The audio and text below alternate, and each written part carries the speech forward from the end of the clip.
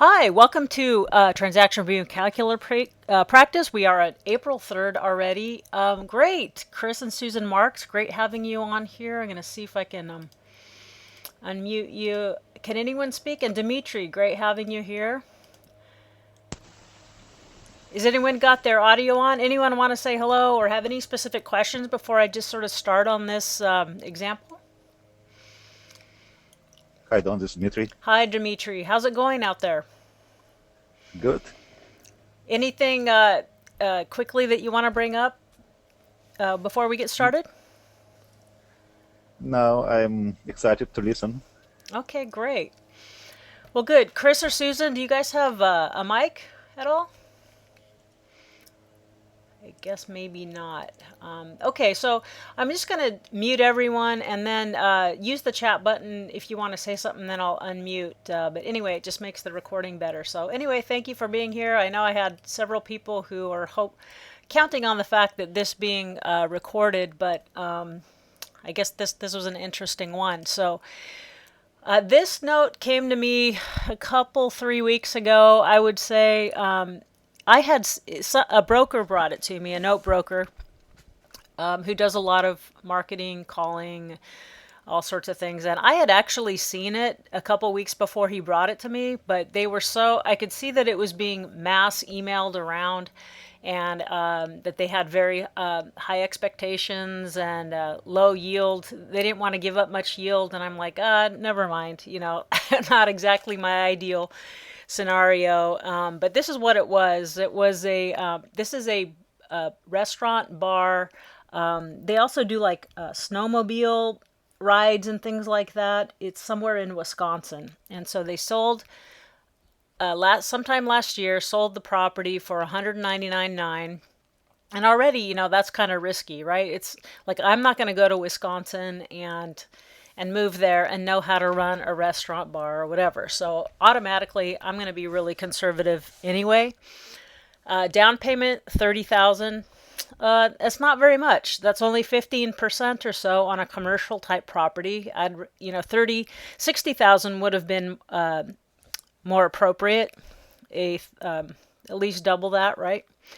That would have been a 30% down payment, even more, right? 35 to 40 is what sort of I think is normal in the commercial lending world unless things have changed. That left a first note of 169, interest rate 7%, term 240, meaning they given him 240 years. I don't know why they even put 240 because that's not a. Let me bring up the calculator. So let's just recreate the note here. Let me move this over a bit.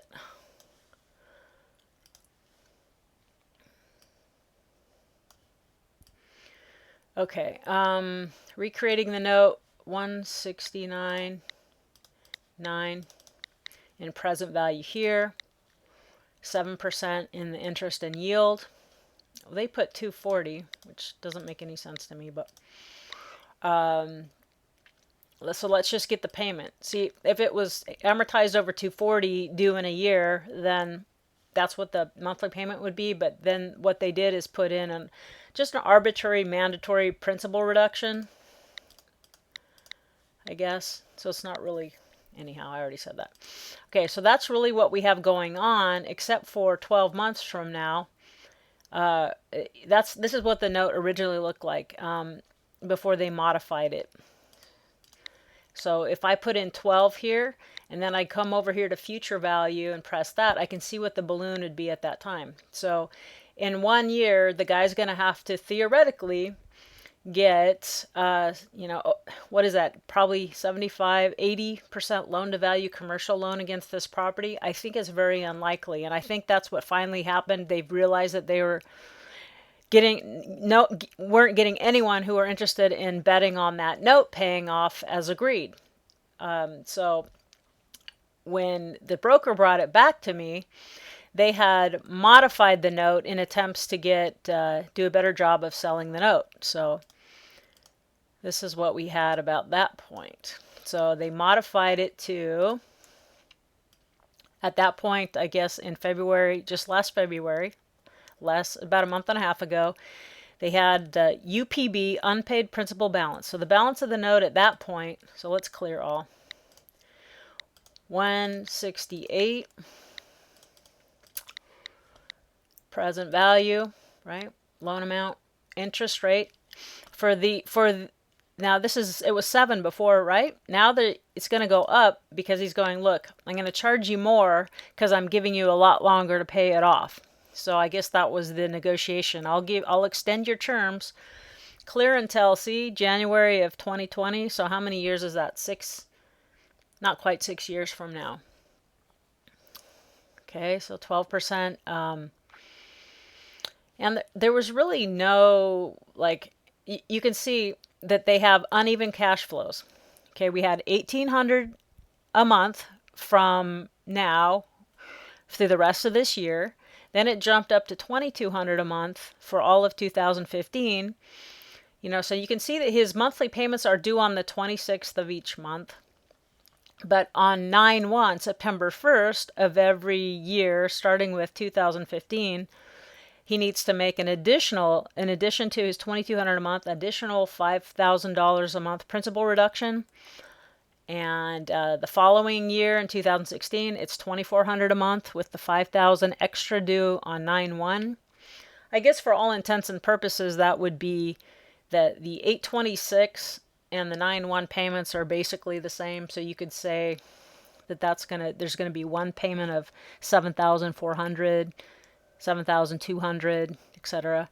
The following year it goes up to 2,500. For all the following years, right? 17, 18, and 19, with 5,000 due 17, 18, and 19, all in September. Okay, and then a $65,000 balloon. Now that's more believable that if he gets to this point, that he'll be able to, even if he has to get hard money, he's going to be able to pay that balloon, right?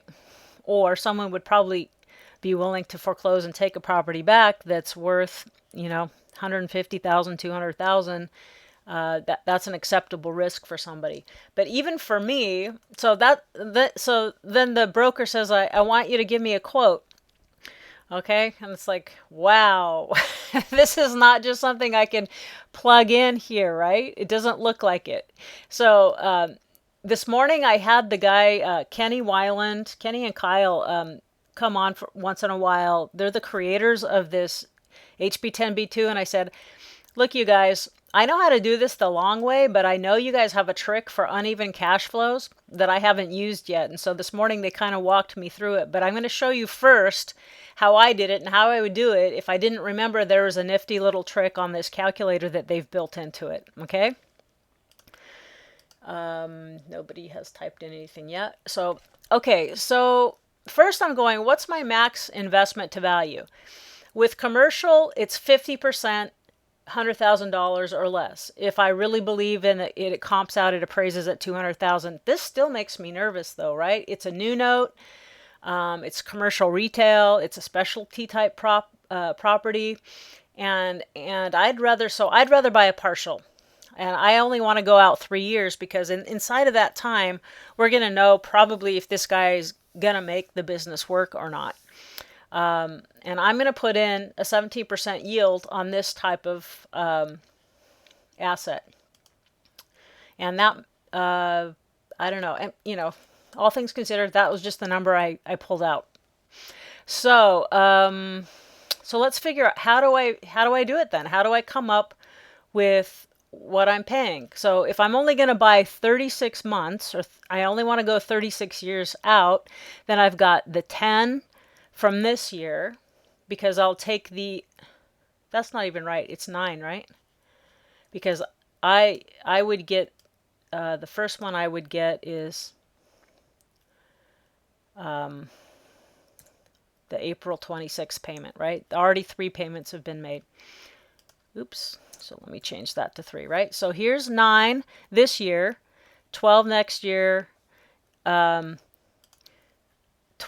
the following year, and then 3, that makes up my 36. So that's just what I figured. So I've got these payment streams, and these 2 principal reductions, additional principal deductions to figure out. Okay, so let's get to it.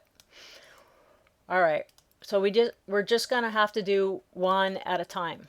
Well, this is how I did it with my little pad of paper. You know, sometimes if you get used to a Stone Age way of doing something, you just rather do it. So here's what I do on a scratchy little piece of paper, and I work it out.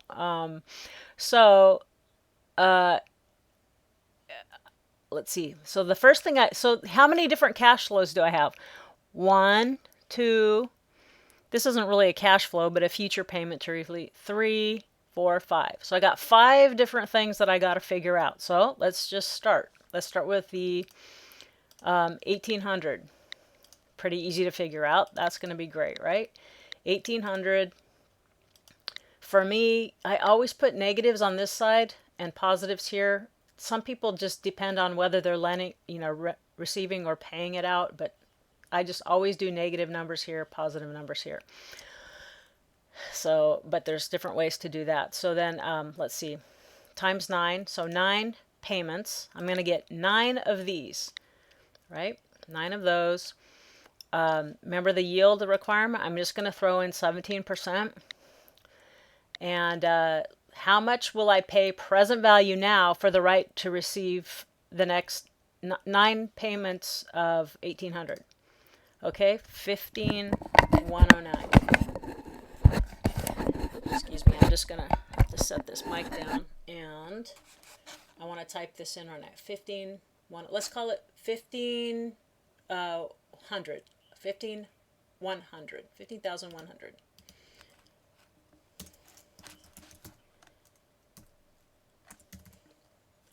Okay, that's fine. Now what am I going to do? Now I have a different cash flow. I have 12 of these. So let's do that. 2,200 goes in here. And I'm going to have 12 of them. Okay, that goes in there. I still, same yield. That's going to stay the same the whole way. How much will I pay for that? 24,000.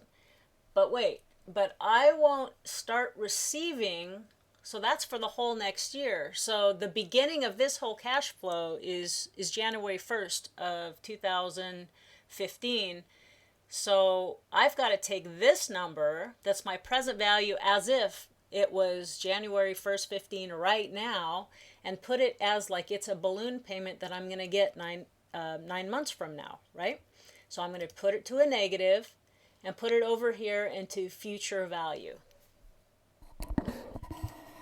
Okay, so that's what this cash flow is worth at 70% as of January 1st, 2015. But we're not there yet. We're 9 months away.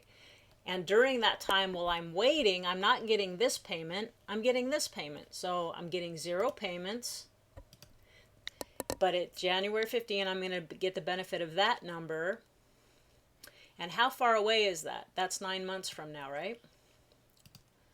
Same yield. So let me present value for that. Okay, 21,250. Let's put in that. 21,250. Okay, and I'm going to skip over the principal reduction really fast. And I hope you guys can still hear me okay. I can't hold the mic and do the typing at the same time. So now let's see, let's go to our next payment stream. Here's the 2,400 for 12 months. 2,400 is there. Got to go back to no balloon, fully amortized. There's 12 of them for that whole year in 2016. 12 of them, 2,400, 17. Okay, what's the present value of that? But that's the number as of, if I started January 1st, 2016, at the beginning of the year, discounted forward. So what do I have to do? I have to make that a negative, stick it over into future value. That's not going to start. I'm getting no payments until this one starts in at 1/1 of 2016. So how many months is that from now?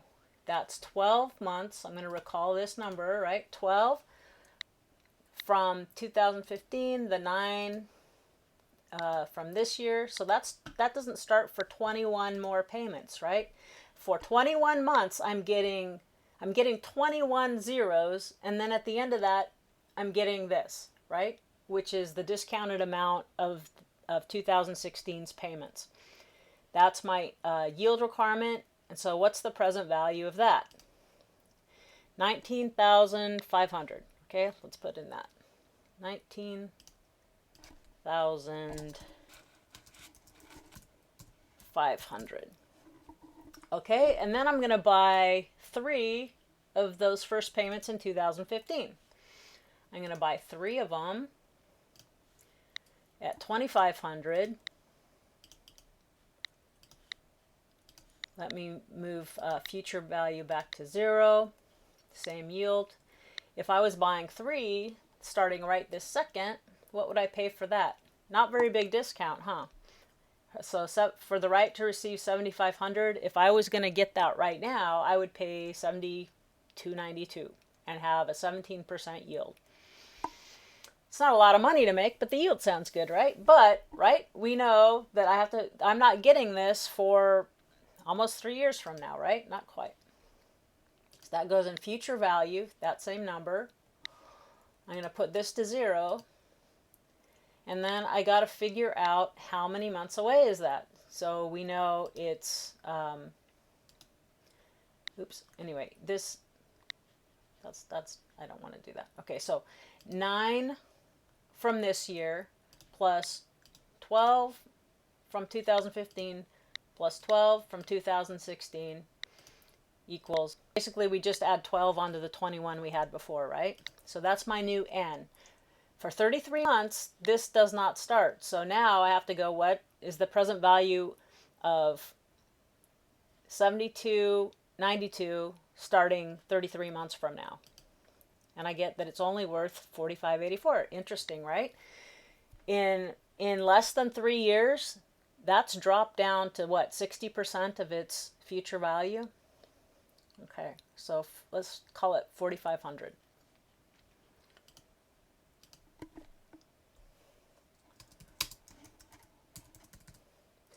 Now let's take care of these $5,000 payments. Okay, this is how I did it. I'm going to show you an easier way in a minute, the way that Kenny showed me this morning with the calculator. So now I got to go. This is sort of like little mini balloon payments, right? So I'm not going to have any payments here. Yield requirement stays the same. The balloon, this mini balloon payment is, so 5,000, put it as a negative number and put it in future value. That's the money I'm going to receive. How far away is that? So that's the 9 months from this year, and 9 months away, is that 9 or 10? 8? Well, anyway, so 9 months from there. Okay, so that's 18 months from now. Is that right? Yeah. 9 months, right. Okay, so 18 months from now, 18 months from now, I'll get 5,000. In the meantime, I'm not getting anything from this particular cash flow. So what will I pay for that? Okay, I'll pay 3,800, just to keep it safe or simple. Okay, if I add then 12 months later, so if I add 12 months to this 18 plus 12, that's when my second little balloon comes in, 30 months from now. That's not actually right, is it? I can't remember. I might be doing something a little bit silly here, but it's my public math issue. All right, so if I don't get this for 30 months, no, that's not right. It's because we have, oh yeah, that's right. Okay, never mind. Okay, so let's just figure out what I'll pay for that. So now it goes down to 30, let's call it 3,200. Even if I've done something a little bit silly, I think you guys will get the idea of the basics of how this works. So now, on a 17% yield, I have to add up all these numbers of the various cash flows and what I'll pay for each of them. This one, it's a year later, that's worth less. Okay, so let's just add those all up. 15,001 plus 21,250 plus 3,800 plus 19,500 plus 3,200 plus 4,500. Okay, so let's call it 67,500 or 68,000 because I was rounding down a little bit. So 67,000. Let's just call it that, or 68. Wouldn't hurt my feelings that much. It'd be close enough. So that's what for the next to receive all of the payments in the next 3 years. That's what I would pay him, and then I would show to the guy, what he would still have left, what the balances of his note would be at that point. I'll show you that in a second here using t-value, but. The other thing I could have done, there's a million ways to do this, but I could have said, look, I'll just take all of the regular cash flows, but you can keep the principal reductions when they come. We could have written a partial that way. And in that way, it probably the numbers would work even better for him because he's getting more money sooner and not waiting to the end of 3 years.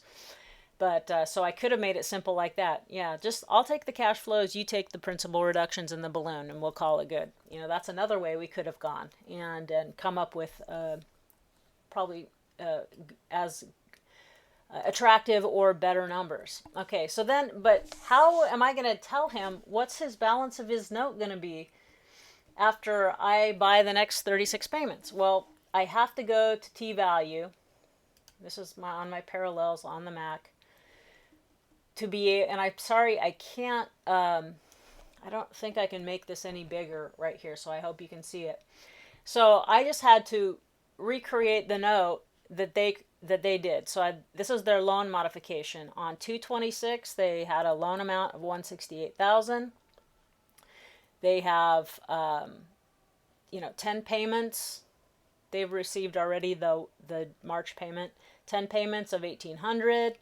Then they had 8 payments of 2,200, and this is technical. Instead of just saying, oh, 9/1's close to 8/26, I could have done it that way.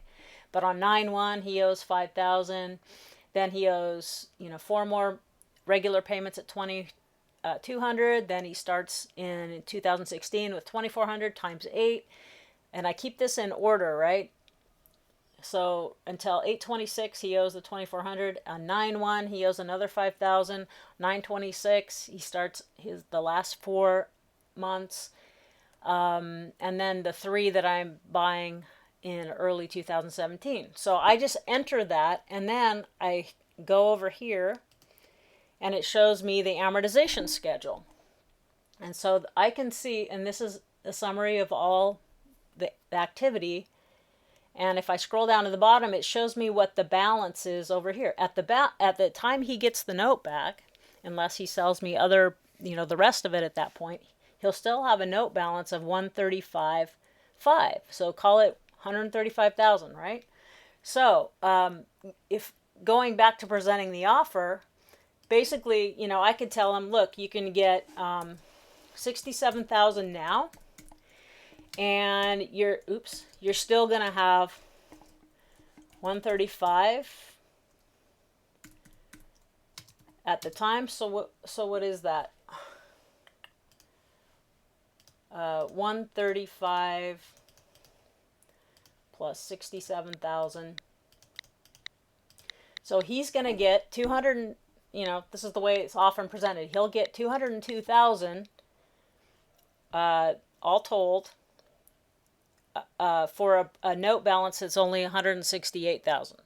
So even though this 135 represents a future payment stream, that's a lot of the times, how it's presented and shown. Or sometimes they say, here's all the payments you'll still have left coming to you, and they'll say you'll have 2,500 times, 2.5 more years and a balloon payment, and they'll add them up that way.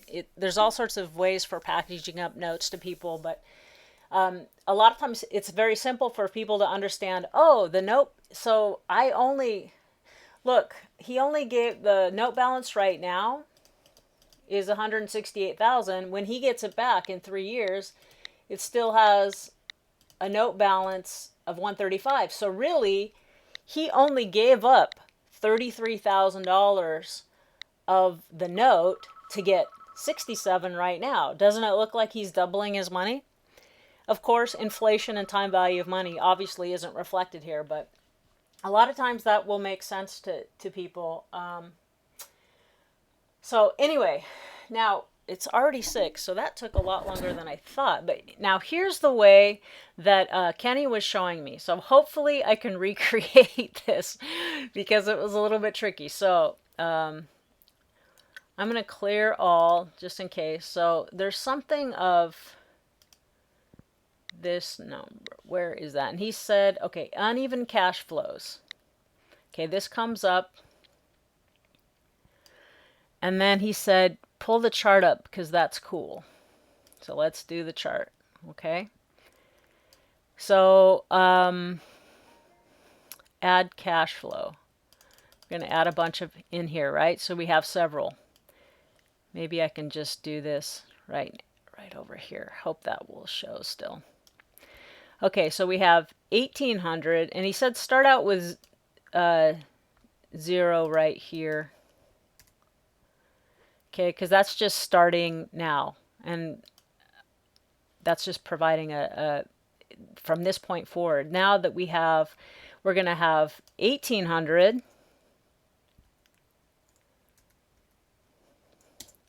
We're going to have 9 of those, right? Then we're going to have 2,200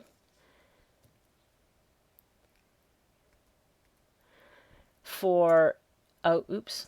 And I'm just using the tab button going over. We're going to have that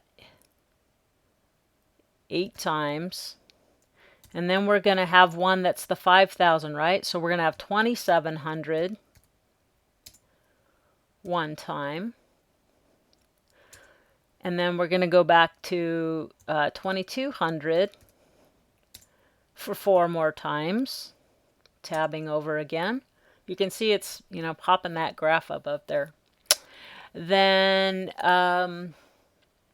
what's next? 2,200. Then I have 2,400 8 times. And then I've got 7,400, right? It's just adding the principal payment to one of the monthly payments. He said that's the simplest way to do it, and it's close enough. Even if t-value gives us, the exact by day, this is still close enough, right? And it'll be a lot easier. And I hope we come up with pretty similar numbers. Okay, then we got 2,400, right, for 4 more payments to finish out that year. I think that's 2016. And then I think I've only buying 2,500. Oops. 3 times. Okay, does that look right? 9 at 1,800. This graph makes it easy to see. Then 8 payments. Oops, I didn't make this one big enough, did I?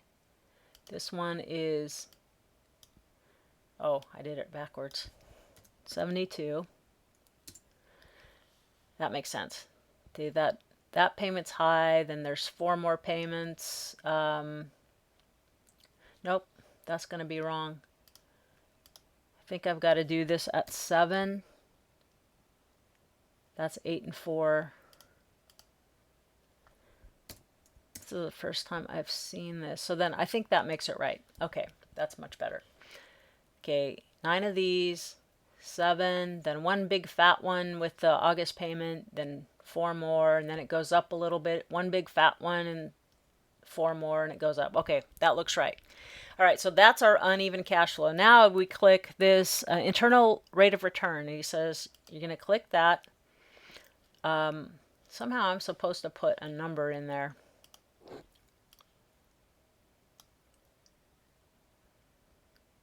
I forgot what he said. Well, let's just put in right here, let's put in the amount I want to pay for that. What did I say? 67,000. Oops. Gotta make that negative. Can I make that negative?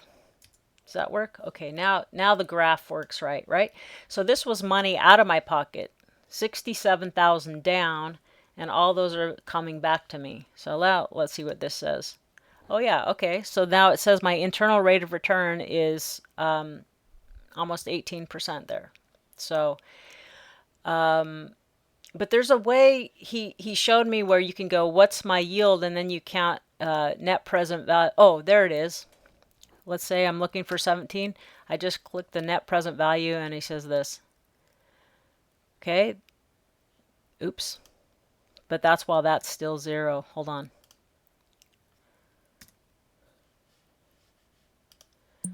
Okay,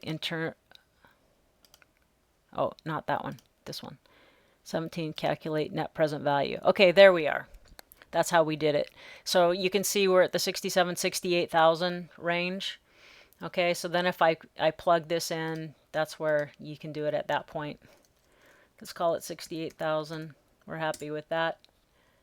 Got to put it as a negative number. Anyhow, that's a lot, isn't it? That's the first time I've used this little feature, but I can see that you can do it longhand the way we did. Calculating it all, but you can see how much faster this is. And so when you simulate or put together, even though the dates are a little bit different, I think that makes it pretty clear. So I'm glad that worked out as well as I had hoped, and that the numbers weren't terribly off. So before we get off the phone, I'm going to try to unmute everyone. Is there any questions or comments on this, or anything you want me to kind of do over again?